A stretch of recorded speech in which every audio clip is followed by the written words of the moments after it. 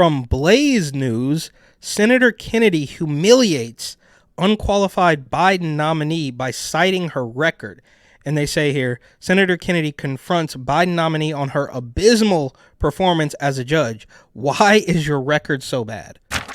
You are probably the least productive member of your district court. Isn't that right? Well, I have not considered myself in those terms, Senator. Well, let me explain what I mean. You have 125 motions pending that you've declined to decide. And this guy, he's absolutely hilarious, right? He's got that Southern drawl, but he also has all of the facts, which of course the left-wing establishment totally hates. And it looks back like in this clip, at least, he's not holding back at all, literally telling her you are the least productive member of your team or whatever. Let me finish. That's more than any other district judge in the entire Seventh Circuit. In fact, you rank 7th highest nationally, do you not? I am not familiar with those statistics, Senator Kennedy. You haven't looked? I did look in preparation for this hearing, but I didn't compare myself to others. You haven't seen that you... So she's basically doing absolutely nothing, which I guess would be better for all of us if basically all of these weirdo hack partisan judges did nothing as well, rather than, create false while crime is running rampant, criminal illegals, we all know about that. But while that's all happening, those very same people are coming up with ways to get the orange man. And while this is pretty embarrassing for him to tell her that she's doing absolutely nothing, that might be what we need. You ranked the 7th the worst in the country in terms of making decisions? You are the first to tell me this. And I think for me, I stress the quality of my decision making. And as I explained, I came on, I was the first district judge to come on during this administration. Yeah, but so were all the others. I mean, there have been 68 district judges confirmed in the 117th Congress. In terms of motions pending for more than 6 months, you rank number 3. You all came on at the same time. You all had the same problems with COVID. You're the 3rd worst. You really think of all the other district judges in the 7th Circuit, you're the one that ought to be promoted? It's basically, why are you so terrible? You're awful. You're the 3rd worst. I don't know who's below you, but why do you deserve a promotion? It is wild. Based on this record? Senator...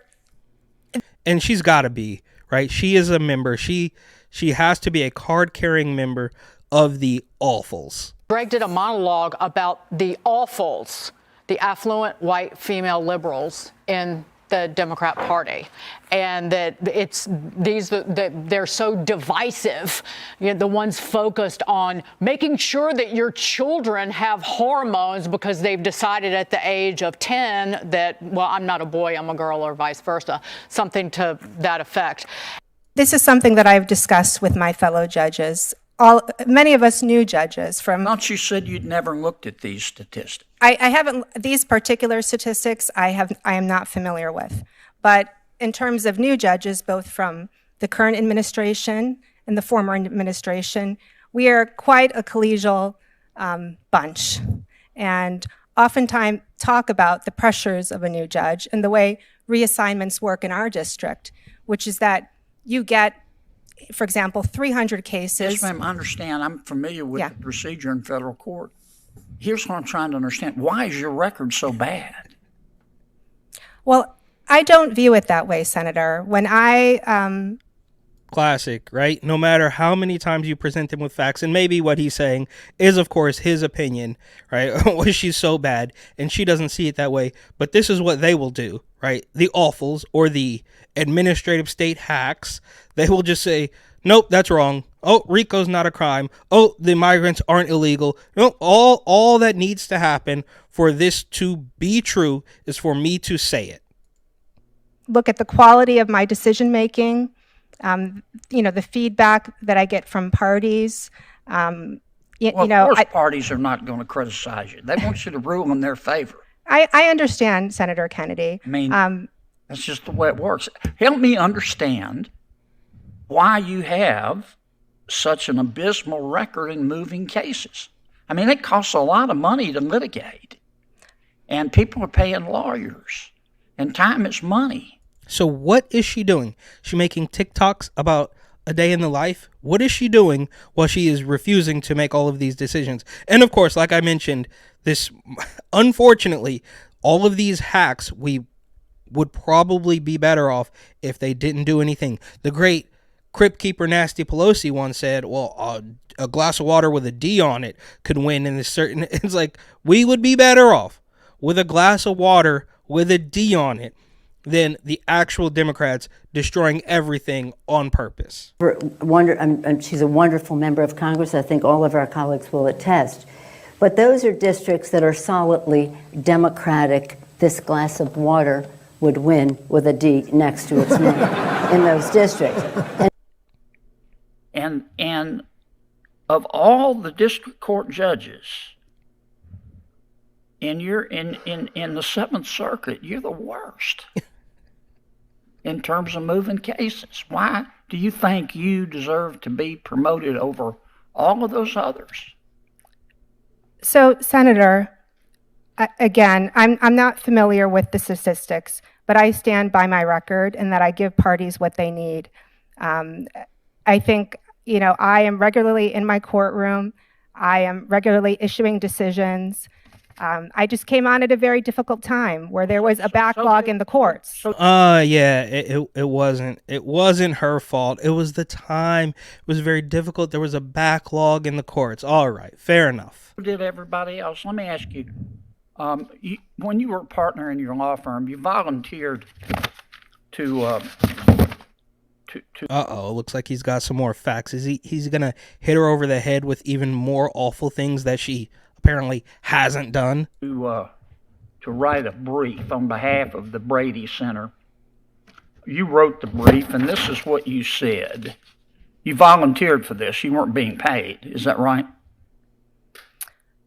This was a pro bono case that one of my partners brought in, yes. You said, quote, assault weapons may be banned because they're extraordinarily dangerous and are not appropriate for legitimate self-defense purposes, close quote. Tell me what you meant by assault weapons. What do you mean by that? Thank you, Senator Kennedy. Just to clarify... Thank you for the question. This buys me a couple seconds to think about this nonsense that I've just spewed. And assault weapon is right up there. There's a laundry list of dystopian Democrat doublespeak euphemisms that they, of course, refuse to properly define because, it's all fluid, man. It's in the wind. We can define it as we need to, depending on the situation. Just to clarify there, I was local counsel. Our Supreme... Yeah, but you wrote the brief. Tell me what you meant by assault weapons. What do you mean by that? Senator Kennedy, actually, I did not write the brief. The brief was written by... You signed the brief, though, didn't you? Correct. I signed the brief. When you sign a brief, you're testifying to the court that everything in it is true, right? Yes. Okay. So they're your words in terms of the court, right? Well, you're correct, Senator Kennedy. Okay. I would never sign... Tell me what you meant by assault weapons. So I am not a gun expert, and at the time, that brief, I think, was about 10 years... But you were giving the court advice about, say, ban assault weapons. What is... You told the court you were an expert. Just tell me what you wanted to ban. Senator, sitting here today, as I said, I did not write that brief. I was local counsel. Signed the brief. I understand. At the time Tell that me what you wanted to ban. That's all I want to know, Judge. I don't remember the exact definition of assault weapons in the So she doesn't know. Surprise, surprise. It's all complete nonsense. ordinance that was at issue. So you submitted a brief to an appellate brief. You signed it, and you don't know what. And you said abolish assault weapons, and you don't know what you wanted them to abolish? Senator, at the time that I signed the brief, Oh, yeah, at the time, the media and the establishment was all up in arms about some, weird gun grabbing. So I just did it, but I didn't know what it meant. You can't ask me to define something that I did a long time ago. We're under the assumption that you can't even remember anything that happened more than 48 hours ago. I read the brief because our Supreme Court required an Illinois bar member to sign the brief.